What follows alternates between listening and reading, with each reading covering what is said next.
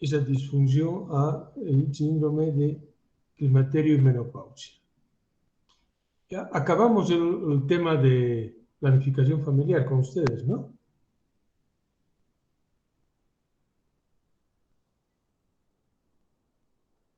Hola.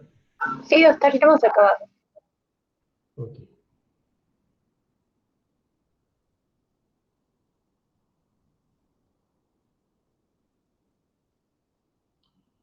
¿Ven los slides? Sí, doctor.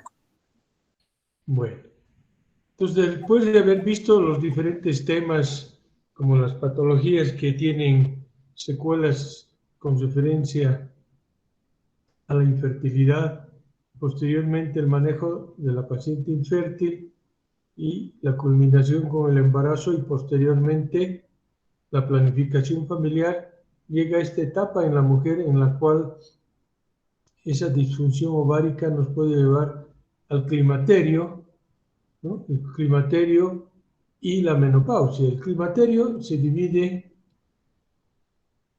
en tres, ¿no? Como vamos a ver a continuación. Pero es importante, antes de ver la división del climaterio, tener conceptos claros con referencia a qué es la menopausia.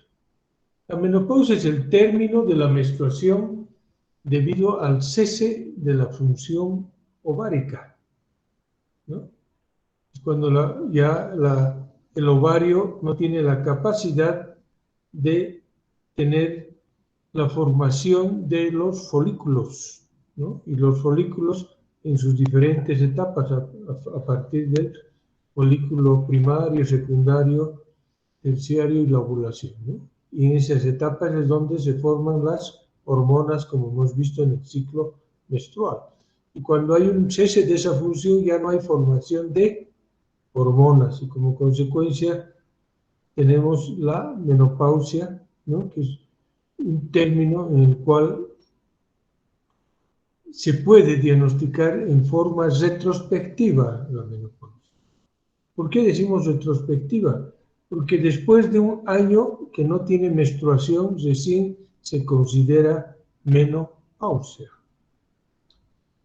El climaterio es un término que incluye la premenopausia, la menopausia y la posmenopausia.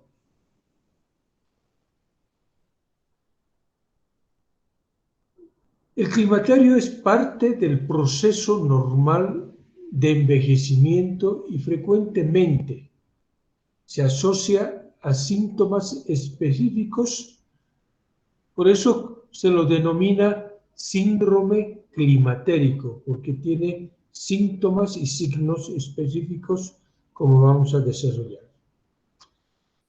El climaterio se lo considera como una endocrinopatía por las alteraciones hormonales que se tiene en relación a esta patología.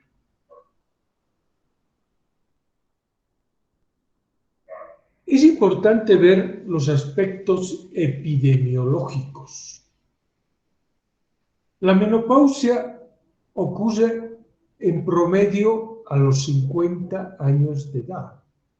Decimos promedio porque puede ser antes, puede ser los 45, puede ser incluso posterior. Hay mujeres que menstruan hasta los 53, 54 años. Cuando ella ocurre antes de los 40 años, cuando ocurre la menopausia antes de los 40 años, se denomina menopausia precoz o también se la llama falla ovárica prematura. El aumento de la expectativa de vida en la mujer ha determinado que muchas de ellas vivan más años en condiciones posmenopáusicas, con las consecuencias propias del hipoestrogenismo, la falta de hormonas, sobre todo el estrógeno, el estradiol. Entonces, se ha visto que las expectativas de vida en la mujer han aumentado, como vamos a ver cronológicamente. La expectativa de vida en la mujer a los 30, en 1930 era de 32 años, imagínense. Entonces, muchas de estas mujeres no llegaban al estado de climaterio o menopausia, porque morían muy jóvenes, 32 años. En 1940 ya la expectativa de vida era de 43 años. En 1960 de 60 años. En 1980 la expectativa de vida era de 69 años. En 1990 es de 75 años. Y actualmente en 2000 la perspectiva de vida ha aumentado a 76 a 79 años. Como ven, la mujer vive tantos años que tiene que vivir en esas condiciones postmenopáusicas, ¿no? Y las consecuencias del hipoestrogenismo que vamos a ver posteriormente. Existen dos trastornos relacionados patogénicamente a la posmenopausia. Y estos dos trastornos cobran mucha importancia en la mujer climatérica. ¿Y cuáles son esos trastornos? Las enfermedades cardiovasculares, que son la primera causa de muerte, en especial las cardiopatías coronarias. Ustedes saben que a medida que pasa la edad, existen alteraciones o enfermedades cardiovasculares, sobre todo en cuadros de hipertensión arterial o arritmias. Y estas enfermedades cardiovasculares pueden llevar a una cardiopatía coronaria, que es muchas veces la causa de la muerte. Otra de las patologías de relevancia en esta etapa de climaterio y menopausia son la osteoporosis y sus secuelas de fracturas. Ustedes saben que a partir de los 35 años empieza a haber cierto grado de pérdida de masa ósea, que lleva a una osteopenia y posteriormente a una osteoporosis. Patologías silenciosas que hay que tomarlas en cuenta, porque posteriormente, si no se hace el diagnóstico, podemos tener las fracturas o las secuelas de la fractura o las fracturas en sí, que son las fracturas patológicas que las llamamos, ¿no? Y estas son responsables de alta morbilidad e incluso mortalidad.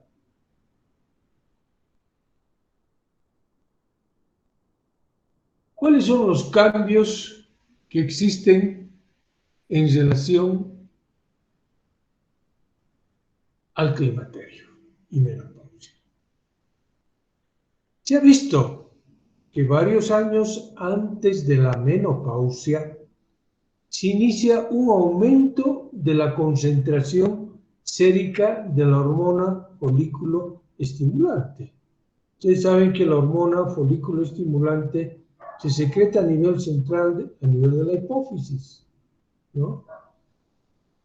Y estos cambios pueden llevar al diagnóstico de climaterio o menopausia.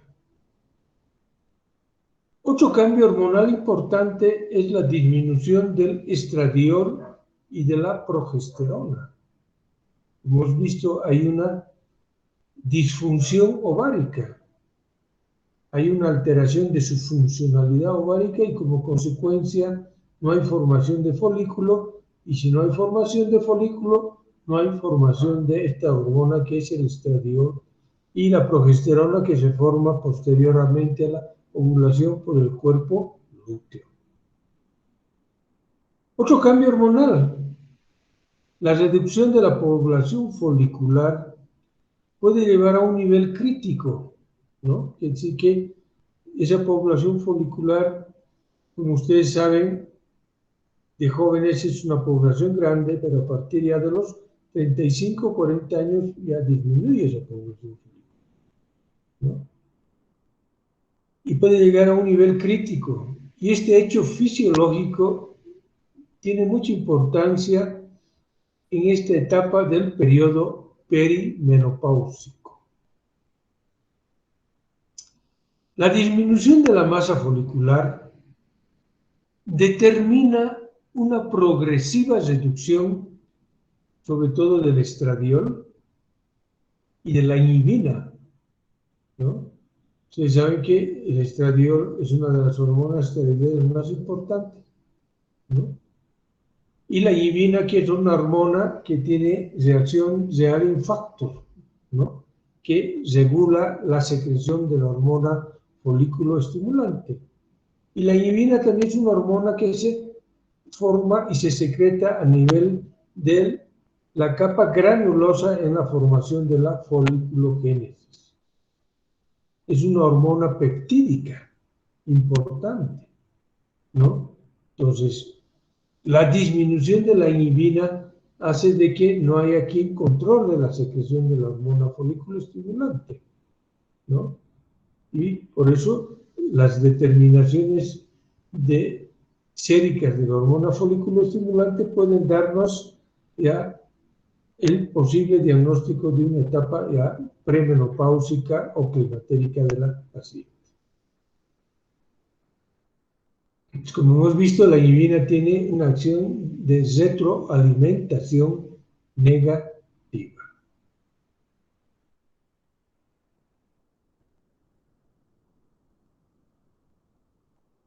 Entonces, estos cambios hormonales, los cuales hemos mencionado en esta etapa del climaterio y menopausia, se va a ver por un aumento progresivo de la hormona folículo estimulante. En menor magnitud y más tardíamente puede haber un aumento o un aumento progresivo de la hormona luteinizante, ¿no? Entonces, estos aumentos progresivos de estas dos hormonas son signos de que existe una refractariedad ovárica al estímulo de estos hormonas. Otra alteración que nos lleva a pensar en las alteraciones que se presentan en la menopausia o en el climaterio y menopausia es el hipogonadismo, hipergonadotrofismo, donde vemos valores de la hormona folículo estimulante mayor a 75 microunidades por ml. Y esto se observa 1 a 2 años incluso después de la menopausia. Cabe destacar que después de la menopausia, el estroma ovárico y las células iliares continúan secretando andrógenos. Por eso a veces en la posmenopausia vemos a nuestras abuelitas o mamás mayores que tienen signos de virilización, como vamos a ver posteriormente, más detalladamente, como la presencia de vellos, ¿no?, en la barbilla y en el mentón, el cambio de la voz, ¿no?, que son característicos, ¿no?, de este androgenismo que se presenta en esta etapa, porque el estroma ovárico y las células ciliares continúan secretando andrógenos.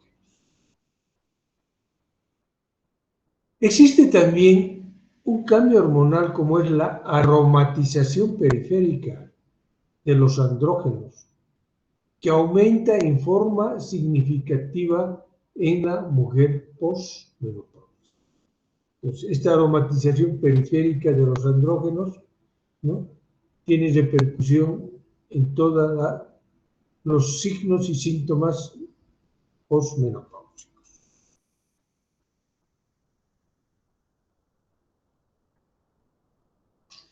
Se ha visto que en la mujer joven, la mayor cantidad de estrógenos deriva de la secreción ovárica directa, ¿no? Como hemos ya explicado en los diferentes temas, el ovario, cuando es joven, tiene la capacidad de la foliculogénesis y como consecuencia la formación de las diferentes hormonas esteroidales, lo cual da la capacidad, sobre todo a la mujer, de ser una mujer fértil con estímulo hacia el endometrio, con estimulación de la capa funcional del endometrio, lo cual lleva a la capacidad de la mujer de poder embarazarse y a nivel uterino del endometrio implantarse el huevo fertilizado. Entonces, esta es la característica de la mujer, ¿no?, en relación a la cantidad de estrógenos. En cambio, en la menopausia, la aromatización periférica constituye la fuente principal de los estrógenos. Sobre todo esta aromatización periférica del anillo A que se presenta a nivel del tejido celular subcutáneo, ¿no?, el cual, por esta aromatización, nos va a proporcionar y secretar la hormona esteroidal que es la estrona. Y esta estrona se forma a partir de la androstenodiona. Entonces, como ven, el tejido graso es importante,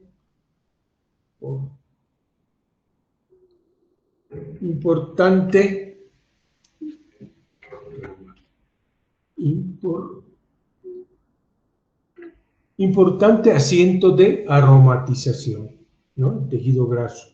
Por eso, las mujeres en esta etapa climatérica que son gorditas tienen menos síntomas, ¿no?, neurovegetativos de la etapa del climaterio, cabalmente por esa capacidad de ese tejido graso de tener la secreción de esta hormona que es la estrona por esa aromatización periférica del anillo A.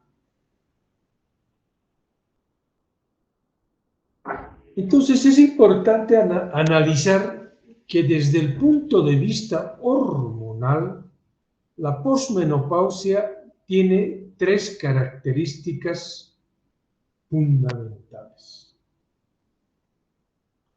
¿Cuáles son? 1. Las concentraciones circulantes de estrógenos están reducidas a menos de 1/3 de las mujeres en etapa reproductiva. Entonces, como ven, hay un hipoestrogenismo en esa etapa del climaterio. La otra característica es que los estrógenos predominantes cambian del estradiol, que es en la mujer joven, a estrona en la etapa climatérica y hormonal. La producción, el tercer punto de vista hormonal es que la producción de estrógenos en la mujer joven es de tipo cíclico y predominantemente ovárico. En cambio, en la posmenopáusica es no cíclico, de origen extragonadal, por aromatización de los andrógenos, como hemos visto en esos cambios hormonales que se presentan. Entonces, desde el punto de vista hormonal, la posmenopausia tiene estas características fundamentales.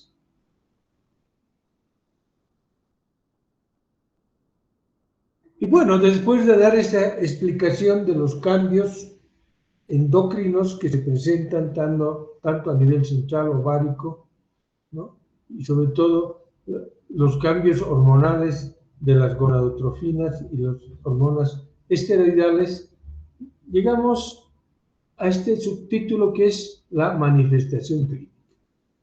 Entonces, vamos a esta manifestación clínica donde se presentan los trastornos menstruales como una de las manifestaciones clínicas de la etapa del climaterio.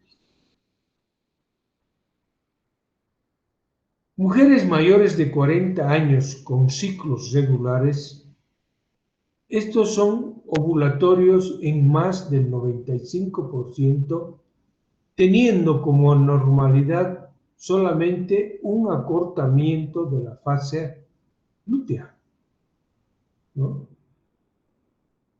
En la premenopausia, en cambio, los ciclos son ovulatorios solo en el 60%.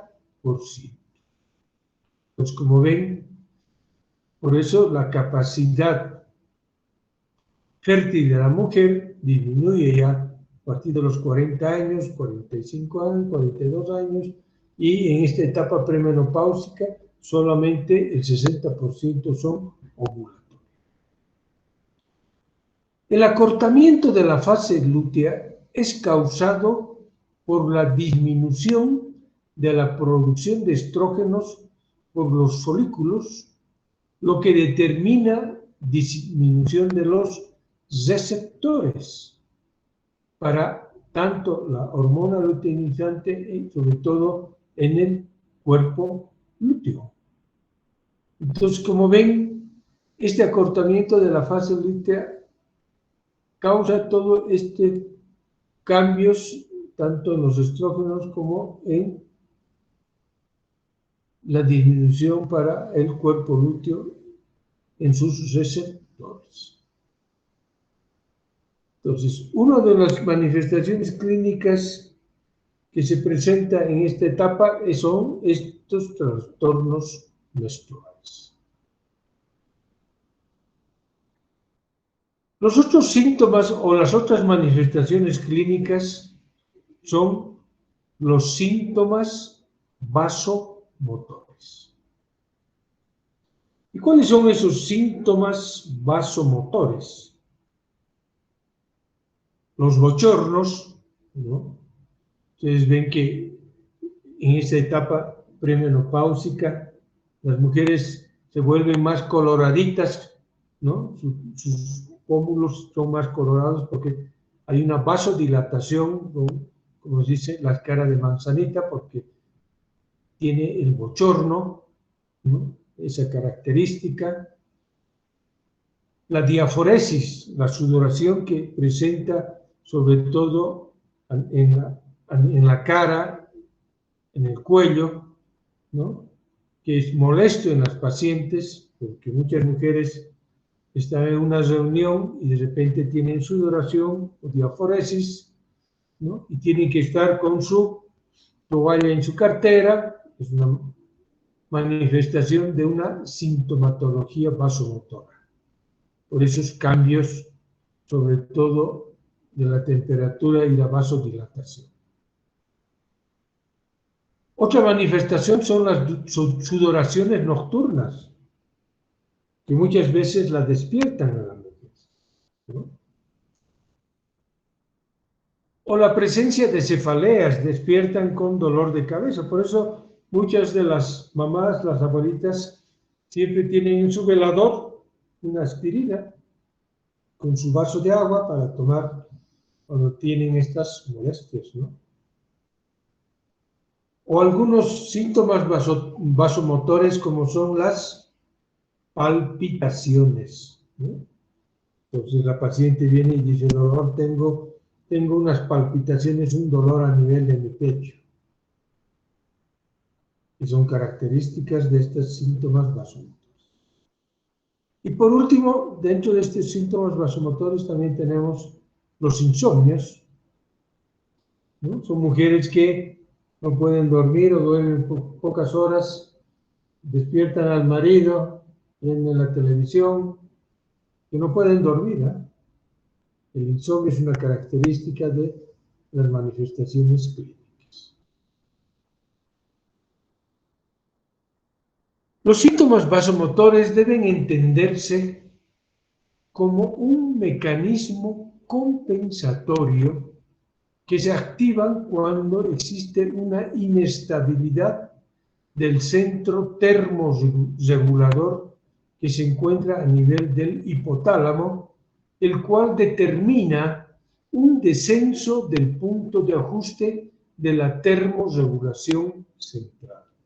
Entonces, esta es la explicación de los bochornos, ¿no?, que se presentan sobre todo.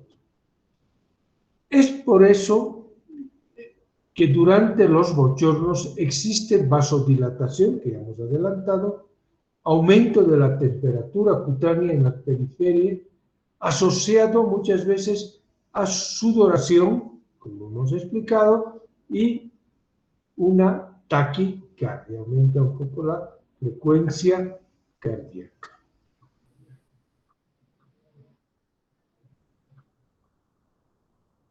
Entonces, como ven, ya hemos visto dentro de las manifestaciones clínicas, trastornos menstruales,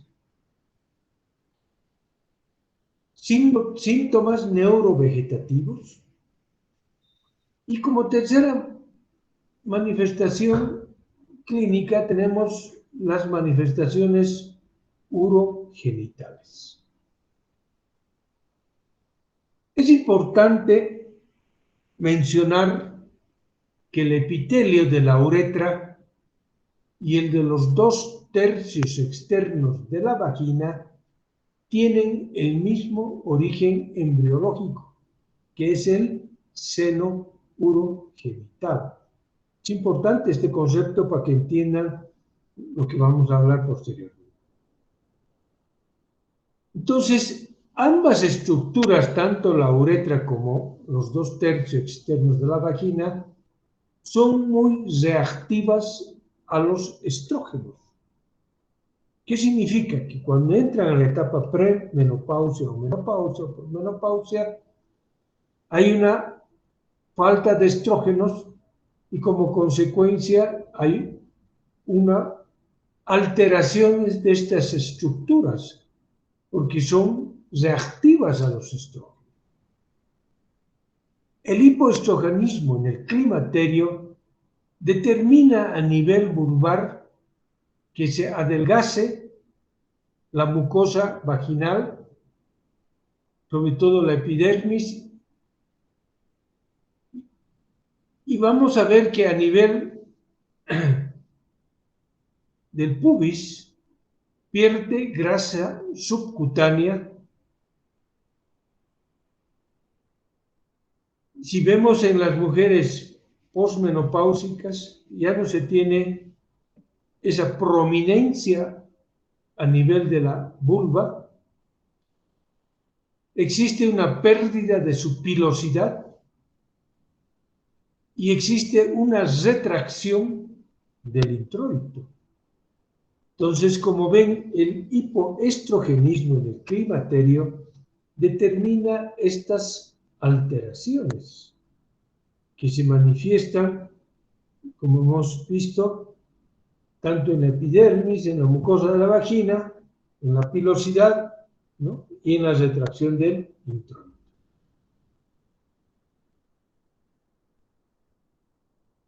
El epitelio vaginal, como hemos visto, que los 2/3 externos y la uretra son del seno urogenital, que están estimulados por los estrógenos.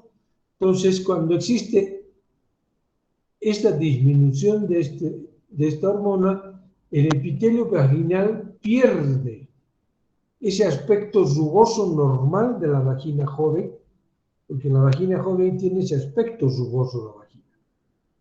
Y en la etapa climatérica se torna más plano, pálido y transparente. Entonces, este es un cambio importante en el epitelio vaginal por el hipoestrogenismo.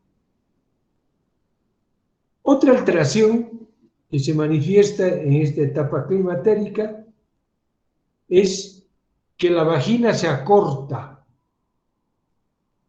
y el tercio superior se retrae. Entonces, muchas veces estas alteraciones de retracción y acortamiento hacen de que a veces dificultan un tacto vaginal en esta etapa posmenopáusica, sobre todo para poder ver el hocico de Tenca, o que es lo que llamamos el cuello uterino, ¿no? Entonces la vagina se vuelve infundibuliforme, como un embudo, ¿no? De ancho a de estrecho. Existe también ese cambio a nivel del cuello uterino, donde vemos que pierde esa prominencia. Y como hemos mencionado, en ocasiones es muchas veces en esta etapa posmenopáusica difícil de localizar el cuello. Los ligamentos del útero, como es el ligamento redondo, el útero sacro, el ancho y el tejido elástico de la vagina, en esta etapa climatérica, pierde su distensibilidad. Y como consecuencia de esta pérdida de su distensibilidad, podemos tener ciertas alteraciones posicionales del útero, donde en esta etapa climatérica podemos tener tendencia a tener úteros en retroposición. Y esta retroposición hace de que predispone a un prolapso uterino, ¿no? En esta etapa, cabalmente por alteraciones de los ligamentos de suspensión, ¿no? Y por este hipoestrogenoismo. La vagina pierde su distensibilidad y su elasticidad. Por eso muchas veces en esta etapa tenemos síntomas como la dispareunia, ¿no? ¿Qué es la dispareunia? Dolor en las relaciones sexuales. Y es por eso que en esta etapa de la mujer, muchas mujeres no quieren tener relación porque tienen dolor, porque esa falta de distensibilidad, esa alteración del epitelio vaginal, todo por el hipoestrogenismo. Y hacen de que rechacen a su pareja muchas veces en esta etapa, ¿no? Porque las relaciones sexuales tienen que ser de placer, no de dolor. Entonces, estas son etapas que tienen repercusión incluso sociales, donde el marido, al ser rechazado de querer tener relaciones, muchas veces se desvía, no considera a la mujer y se desvía y se consigue muchas veces su amante, y cabalmente hay una ruptura a nivel de la pareja muchas veces, y es por eso que en esta etapa se ha visto que, sobre todo etapa del climaterio, aumentan muchas veces los divorcios, ¿no? Ustedes están viendo cómo esta patología puede repercutir socialmente en la pareja, ¿no? En el matrimonio. Se ha visto también de que existen en la posmenopausia un cambio del pH, el pH de la vagina como que aumenta, ¿no? Y este cambio del pH también hace de que muchas de estas vaginas, más su alteración de su epitelio, tienen tendencia a veces a pequeñas alteraciones de la mucosa y como consecuencia a veces también infecciones.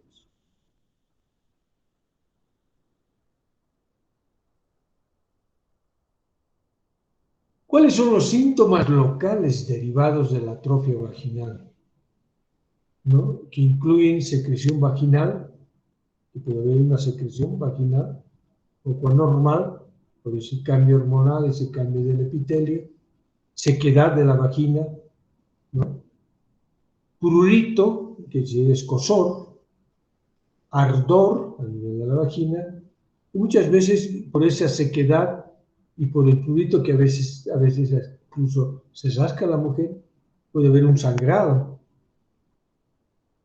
un vaginismo, un dolor vaginal, una secreción, la dispareunia que ya hemos explicado, ¿no? Y puede tener sus síntomas en esta etapa, y la sensación de peso o presión pelviana que se manifiesta ¿no? Con el prolapso genital, como también hemos adelantado, por ese cambio de posición del útero, ¿no? Por ese aflojamiento de los ligamentos de suspensión, ¿no? Y ustedes saben que el útero normalmente está en anteverso flexión, con cierta angulación, pero cuando se vuelve en retroposición, ¿no? Entonces tiene la facilidad de prolapsarse, porque no tiene esa capacidad de acodamiento cuando es joven.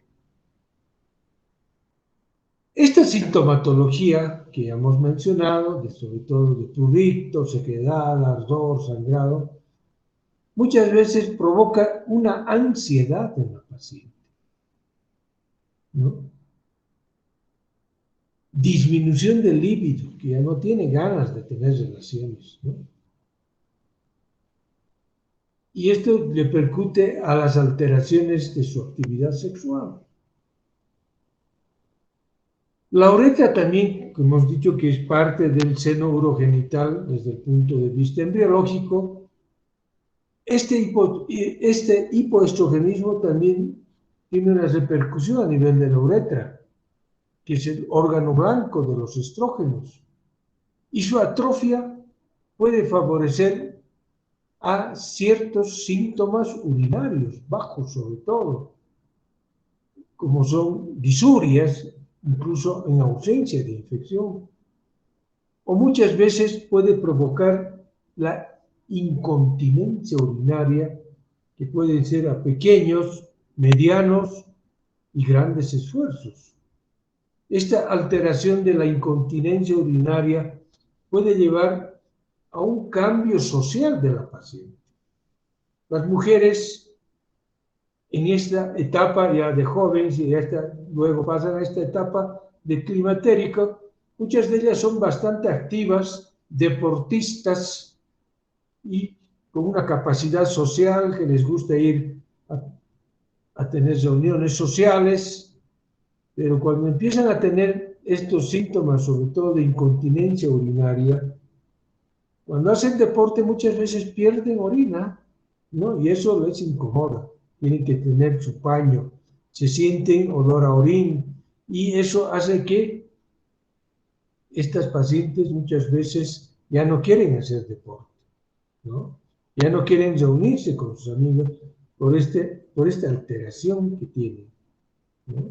Imagínense cómo cambia su actividad social y deportiva esta patología, que nosotros debemos manejarla, ¿no? Y solucionarlas, ¿no? Como vamos a ver posteriormente cuando hagamos tratamiento. Pero es importante ver la repercusión que tiene estos cambios hormonales de tipo hipoestrogénico a nivel de la vagina, de la uretra, ¿no? Sobre todo cambios urogenitales y los trastornos menstruales y los síntomas neurológicos. Este es un tema bastante amplio también, como ven. Trato de resumirlos lo mejor posible para que usted tenga un panorama, ¿no?, práctico con relación a la menopausia y climaterio. Es importante que sepan, porque muchos de sus mamás, abuelitas o amigos les van a preguntar con referencia a muchos síntomas que tienen sus mamás o abuelitas. Bueno, como es un tema largo, para no cortarlo, vamos a continuar la próxima clase, ¿eh? Y en la próxima clase ya voy a hacer la división para que empiecen a preparar sus temas, ya con la lista oficial que tenemos. Entonces, por favor, me pasas la lista, o ya me has pasado, creo, la lista en mi correo, ¿no?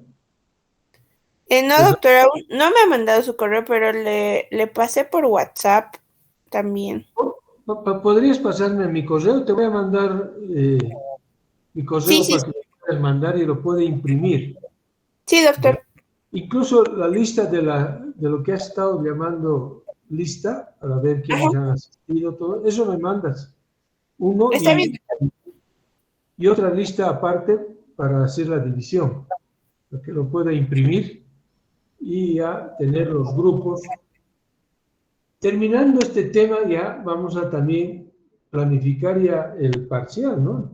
Seguramente ya están con primeros parciales. Sí, sí, doctor. Ya están dando algunas veces, ya han terminado algunos, ¿no? En algunas materias, los parciales. Sí, sí, doctor. Ya dimos de algunas materias. Muy bien.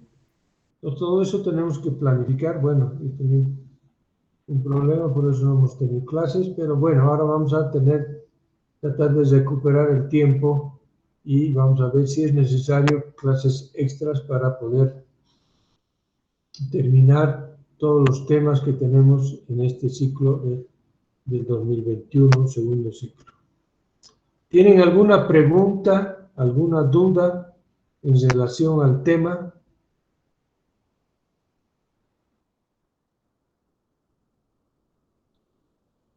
¿No hay? Se nota que han entendido bien. Entonces, tema avanzado, tema estudiado y vamos a planificar ya pues el parcial. A ver, espera un ratito, voy a ver el almanaque.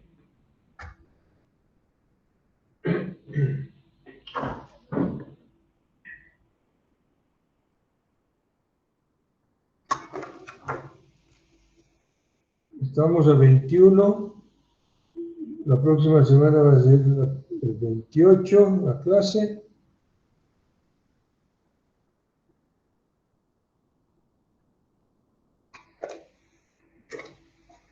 Vamos a tener que planificar el parcial.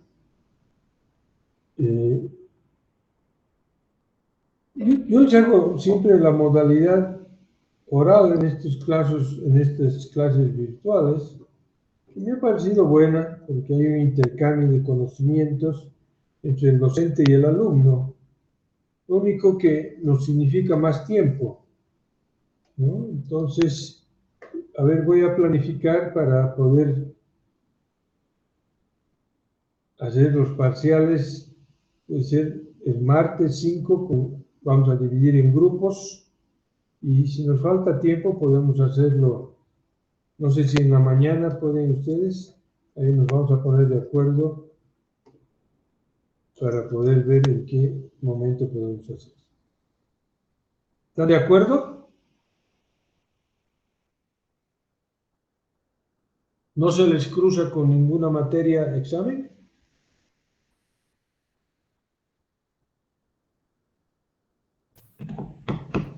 ¿Cómo es, Creo muchachos? creo que no, doctor. Doctor, Me- buenas noches. seguimos. Ah, ya. A ver, ¿quién habla? A ver, uno de ustedes Habla, hable. A ver, habla César Caro. Buenas noches, doctor. ¿Cómo está? César, ¿no? Sí, César. Tal vez se cruce con obstetricia. ¿Le podemos confirmar entre estos días, por favor, doctor? Para que también hablemos con el doctor de obstetricia Todavía no y han dado parcial de obstetricia. no, justo el doctor lo estaba planeando para creo que el 5 también. Bueno, para esa semana. Bueno, a ver, que les confirme y me avisan la próxima clase. Pues la próxima clase ya les voy a dividir los seminarios para que empiecen a preparar en grupo, ¿ya? Sí, doctor, igual me han estado preguntando si era posible dar el examen de manera escrita o algo así, o sea, por la cantidad de alumnos que somos más que todo, pero no sé si habría esa posibilidad. Mm, Lo que pasa es que la parte escrita hay que, con este sistema virtual, también es complicado, ¿no? Pero, a ver, vamos a ver. Voy a analizarlo, voy a consultar y les aviso la próxima clase. Está bien, ¿Ya? doctor, gracias. Listo. ¿Alguna pregunta del tema? Bueno, como no hay preguntas, nos vemos en la próxima clase.